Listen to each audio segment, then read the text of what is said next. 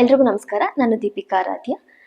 ನಾನು first start ಮಾಡಿದ್ದು ಟೆಲಿವಿಷನಿಂದ. ಬಿಳಿ ಎಂಟಿ ಅಂತ ಸೀರಿಯಲ್ ಶುರು ಮಾಡಿದೆ. ಅದು ಆಡಿಷನ್ ಮಾಡಿ ಸೆಲೆಕ್ಟ್ ಆಗಿ ಸ್ಟಾರ್ಟ್ ಆಗಿದ್ದು. ಸೊ ಅದಾದ್ಮೇಲೆ ಬೇರೆ ತೆಲುಗು ಪ್ರಾಜೆಕ್ಟ್ ಸಿಕ್ತು, ಅದು ಮಾಡಿದೆ. ಅದಾದ್ಮೇಲೆ ಸಿನಿಮಾ ಬರಕ್ಕೆ ಶುರು ಆಯಿತು. ಸೊ ಮೊದಲನೇ ಸಿನಿಮಾ ಬಂದು ಪ್ರಭು ಶ್ರೀನಿವಾಸ್ ಸರ್ದು ಬಾಡಿ ಗಾರ್ಡ್ ಅಂತ. ಸೊ ಆ ಸಿನಿಮಾ ಮಾಡಿದೆ. ಅದಾದ್ಮೇಲೆ ನನಗೆ ಅಮರ ಪ್ರೇಮಿಯರು ಪ್ರವೀಣ್ ಸರ್ ಮೀಟ್ ಆಗಿ ಕತೆ ಹೇಳಿದ್ಮೇಲೆ ಅಮರ ಪ್ರೇಮಿಯರು ಶೂಟ್ ಆಯಿತು. ಸೊ ಈ ಶೂಟ್ ಆದ್ಮೇಲೆ ನೆಕ್ಸ್ಟ್ ನಂಗೆ ಆರಾ ಮತ್ತೆ ಸಪ್ಲೈ ಶಂಕರ್ ಅಂತ 2 ಸಿನಿಮಾಗಳು ಬಂತು. ಅದು ರಿಲೀಸ್ ಕೂಡ ಆಗಿದೆ ಆಲ್ರೆಡಿ ಅದು.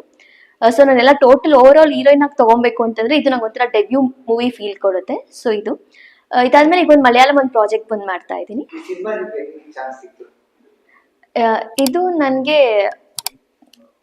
ಫಸ್ಟ್ ಒಬ್ರು ಕ್ಯಾಸ್ಟಿಂಗ್ ಪರ್ಸನ್ ಕಾಲ್ ಮಾಡಿದ್ರು. ಅದಕ್ಕಿಂತ ಮುಂಚೆ ನನಗೆ ಪ್ರವೀಣ್ ಸರ್ ಇನ್ಸ್ಟಾಗ್ರಾಮ್ ಅಲ್ಲಿ ಮತ್ತೆ ಫೇಸ್ಬುಕ್ ಅಲ್ಲಿ ಅವ್ರ ಟೀಮ್ ಇಂದ ನಂಗೆ ಕನೆಕ್ಟ್ ಆಗಿ ಟ್ರೈ ಮಾಡಿದ್ರಂತೆ. ಬಟ್ ನಾನು ಚೆಕ್ ಮಾಡಿರ್ಲಿಲ್ಲ ಅನ್ಫಾರ್ಚುನೇಟ್ಲಿ. ಬಟ್ ಅದಾದ್ಮೇಲೆ ಕ್ಯಾಸ್ಟಿಂಗ್ ಅವ್ರ ಈ ತರ ಒಂದು ಟೀಮ್ ಇದೆ, ಒಂದು ಸಿನಿಮಾಗ್ ನೋಡ್ತಾ ಇದ್ದಾರೆ, ಮೀಟ್ ಆಗಿ ಅಂತ ಹೇಳಿದಾಗ ನಾನು ಹೋಗಿ ಪ್ರವೀಣ್ ಸರ್ನ ಮೀಟ್ ಆದೆ. ಅವ್ರು ಕತೆ ಹೇಳಿದ್ರು. ಕತೆ ಹೇಳಿದ ರೀತಿನೇ ನಂಗೆ ತುಂಬಾ ಇಷ್ಟ ಆಯ್ತು. ಅಂಡ್ ಅವ್ರು ತುಂಬಾ ಒಳ್ಳೆ ರೈಟರ್ ಕೂಡ ಪ್ರವೀಣ್ ಸರ್. ಸೊ ಆ ಕತೆ ತುಂಬಾ ಇಷ್ಟ ಆಗಿ ಎಸ್ಪೆಷಲಿ ಕಾವ್ಯ ಅನ್ನೋ ಪಾತ್ರ ತುಂಬಾ ಇಷ್ಟ ಆಯ್ತು. ಸೊ ಅವರ ಪ್ರಾಪರ್ ಓವರ್ ಆಲ್ ಎಲ್ಲಾನು ತುಂಬಾ ಚೆನ್ನಾಗಿ ಪ್ರಿಪೇರ್ ಆಗಿದ್ರು ಅವ್ರು ಆಲ್ರೆಡಿ ಕತೆ ಎಲ್ಲ ಇಟ್ಕೊಂಡು.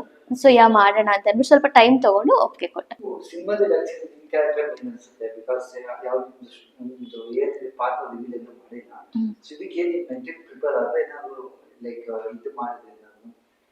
ಅಂದ್ರೆ ಈ ಪಾತ್ರ ಮೇನ್ ಅಂತಾರ ಕೇಳ್ತೀರಾ?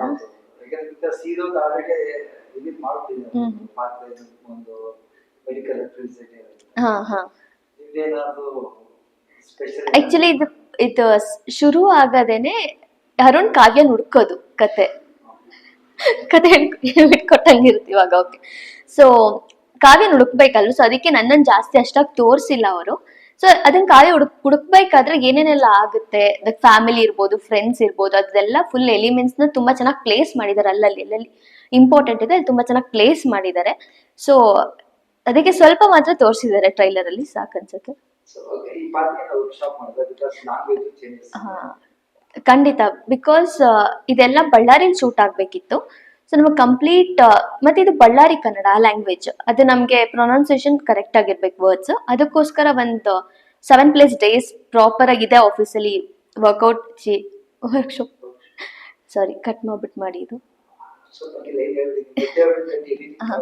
ಸೊ ಇದು ಪ್ರಾಪರ್ ಆಗಿ ನಾವು ಪ್ರಿಪೇರ್ ಆಗ್ಬೇಕಿತ್ತು. ಅದಕ್ಕೋಸ್ಕರ ನನ್ಗೆ ಮತ್ತೆ ಹೀರೋಗೂ ವರ್ಕ್ಶಾಪ್ ಮಾಡಿಸಿದ್ದಾರೆ. ಸೊ ಒಂದು 7+ ಡೇಸ್ ವರ್ಕ್ಶಾಪ್ ಮಾಡಿ ಪ್ರಾಪರ್ ಆಗಿ ಡೈಲಾಗ್ಸ್ ಎಲ್ಲ ಪರ್ಫೆಕ್ಟ್ ಆದ್ಮೇಲೆ ನಮ್ಗೆ ಬಳ್ಳಾರಿ ಕರ್ಕೊಂಡು ಹೋಗಿ ಅಲ್ಲಿ ಶೂಟ್ ಆಗಿದೆ.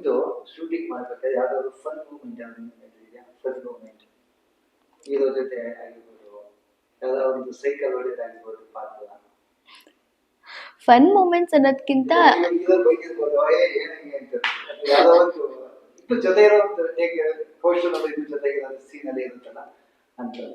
ಹೀರೋ ಇಲ್ಲೇ ಇದಾರೆ, ಅವ್ರನ್ನೇ ಕೇಳ್ಬೇಕು. ಯಾವ್ದು ಹೇಳಿ, ನೀವೇ ಹೇಳಿ. ಅದು ಓಕೆ, ಅದು ಫನ್ ಏನಿರ್ಲಿಲ್ಲ ಪಾಪ. ಬಟ್ 1 ಟೇಕ್ ಅಲ್ಲೇ ಮಾಡಿದೀನಿ, ನಾನೇನ್ ಸಿಕ್ಕಾಪಟ್ಟೆ ಎಲ್ಲ ಹೊಡೆದಿಲ್ಲ.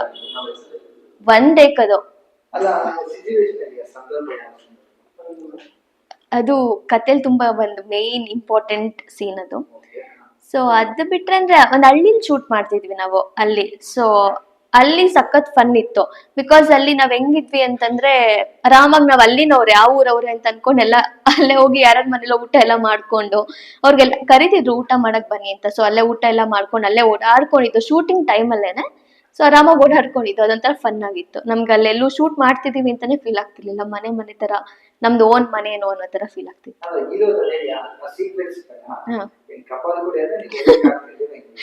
ಒಂದ್ ಹಿಂಗ್ ಹೊಡಿತೀನಿ ಪಾಪ ಅವ್ರಿಗೆ ಕಪಾಳಕ್ಕೆ.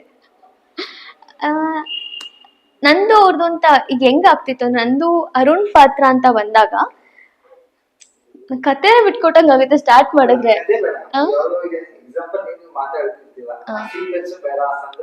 ಓಕೆ, ಇದು ಅದನ್ನ ಶೇರ್ ದಿಸ್. ನಾನು ಇವ್ರ ಮೆಡಿಕಲ್ ರೆಪ್ ಅಲ್ಲ, ಫುಲ್ ಫಾರ್ಮಲ್ಸ್ ಅಲ್ಲಿ ಇರ್ಬೇಕಿತ್ತು, ಕಂಪ್ಲೀಟ್ ಫಾರ್ಮಲ್ಸ್. ನಾನು ಇವ್ರು ಫಾರ್ಮಲ್ಸ್ ಹಾಕೋ ಬಂದಾಗ ಯಾವ್ದೋ ಒಂದು ಬ್ಲೂ ಶರ್ಟ್ ಸಮಥಿಂಗ್, ಅದ್ರಲ್ಲಿ ತುಂಬಾ ಚೆನ್ನಾಗಿ ಫಾರ್ಮಲ್ಸ್ ಕ್ಯಾರೆಕ್ಟರ್ ತುಂಬಾ ಚೆನ್ನಾಗಿ ಸೂಟ್ ಆಗ್ತಿದ್ರು. ನಾನು ನೀವು ಫಾರ್ಮಲ್ಸ್ ಅಲ್ಲಿ ತುಂಬಾ ಚೆನ್ನಾಗಿ ಕಾಣ್ತೀರಾ ಅಂತ ಹೇಳ್ಬಿಟ್ಟೆ. ಸೊ ಅಲ್ಲಿ ಇದ್ದವರೆಲ್ಲ they were making fun of it ಅಷ್ಟೇ. ಇವಾಗ್ಲೂ ರೇಗಿಸ್ತಾರೆ ಅನ್ಸುತ್ತೆ, Arun you look good in formals ಅಂದ್ಬಿಟ್ಟು ಡೈಲಾಗೇ ಪ್ರಿಪೇರ್ ಮಾಡ್ಬಿಟ್ಟಿದ್ದಾರೆ.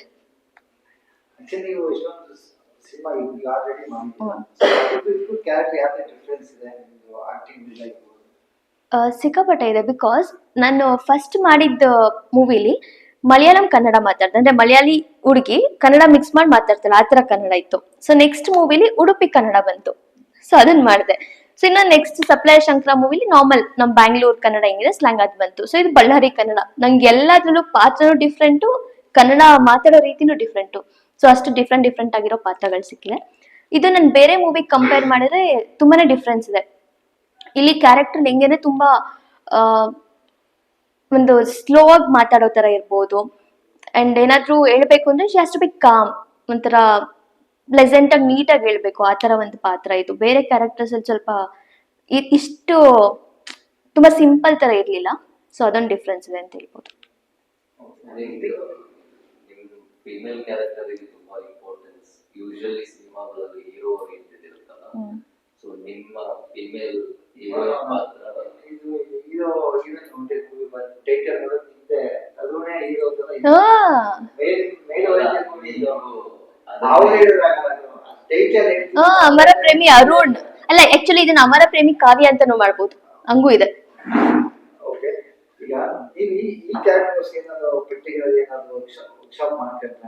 ಯಾಕಂದ್ರೆ ಡೈರೆಕ್ಟರ್ ಈ ಕ್ಯಾರೆಕ್ಟರ್ಗೋಸ್ಕರ ತುಂಬಾ ಹುಡುಕಿದ್ರೆ ಫೈನಲ್ ಮಾಡ್ತಾರೆ. ಅದೇ ಮೇನ್ಲಿ ಬರೋದೇ ಡೈಲಾಗ್ಸ್, ಅದು ಪಕ್ಕ ಆಗ್ಬೇಕು, ಮತ್ತೆ ವರ್ಡ್ಸ್ ಮಿಸ್ಟೇಕ್ ಆಗ್ಬಾರ್ದು, ಅದು ಕಂಡು ಹಿಡ್ಬಿಡ್ತಾರೆ. ಸೊ ಅದಕ್ಕೋಸ್ಕರ ಡೈಲಾಗ್ಸ್ ನ ತುಂಬಾ ಪ್ರಾಕ್ಟೀಸ್ ಮಾಡಿದ್ದೀನಿ. ತುಂಬಾ ಪ್ರಾಕ್ಟೀಸ್ ಮಾಡೇನೆ ನಾನು ಅಲ್ಲಿ ಡೈಲಾಗ್ಸ್ ಹೇಳಿರೋದು ಶೂಟ್ ಅಲ್ಲಿ.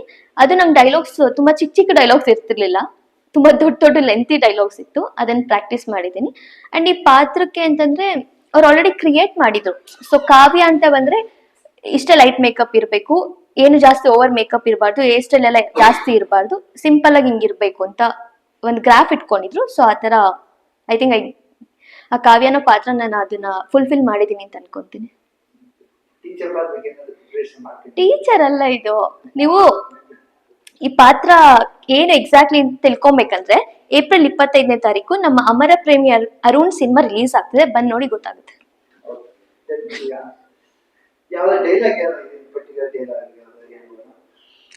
ಡೈಲಾಗ್ ಅನ್ನೋದ್ಕಿಂತ ಅದು ಒಂದು ಇದು ಇದು ಏನೋ ಕಾವ್ಯಂಗ್ ಏನೋ ಹೇಳ್ತಾನೆ. ಸೊ ಅದಕ್ಕೆ ಅವಳು ರಿಯಾಕ್ಟ್ ಮಾಡೋದು, ಥೂ ಏನ್ ಅರುಣ್ ನೀನು ಇಷ್ಟು ಒಳ್ಳೆಯವನು ಅಂತ ಹೇಳ್ತಾಳೆ. ಸೊ ಅಂದ್ರೆ ಹುಡುಗರು ತುಂಬಾ ಒಳ್ಳೆಯವರಾಗಿದ್ರೆ ಹುಡುಗಿರ್ಗೆ ಇಷ್ಟ ಆಗಲ್ಲ. ಸೊ ಆತರ ಒಂದು ಡೈಲಾಗ್ ರಿಲೇಟೆಡ್ ಅದೊಂದಿದೆ ಅಷ್ಟೇ.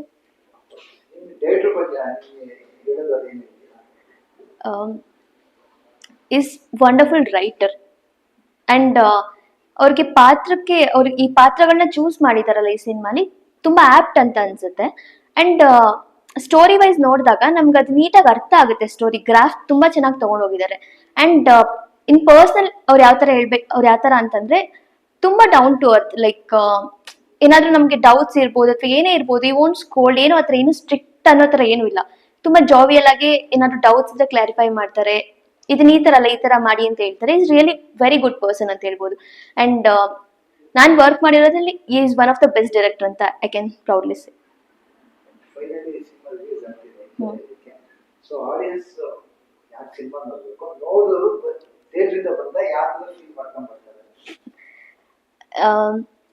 ಇದೊಂದು ಪಕ್ಕ ಇದು ಓಕೆ. ಅಮರ ಪ್ರೇಮಿ ಅರುಣ್ ಅಂತ ಇದೆ, ಬಟ್ ಇದು ಕಂಪ್ಲೀಟ್ ಲವ್ ಜಾನ್ರ ಅಲ್ಲ.